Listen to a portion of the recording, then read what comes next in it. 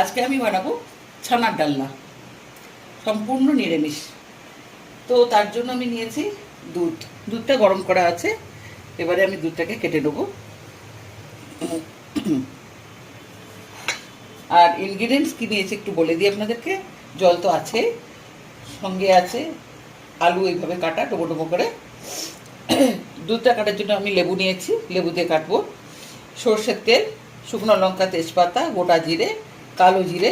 আজকে আমি গুঁড়ো মশলা দিয়ে রান্না করব। লঙ্কার গুঁড়ো, জিরের গুঁড়ো আর আদা বাটা, চিনি, হলুদ। লেবু রসটা আমি বের করে নিচ্ছি, রসটা আমি মিশিয়ে দিচ্ছি।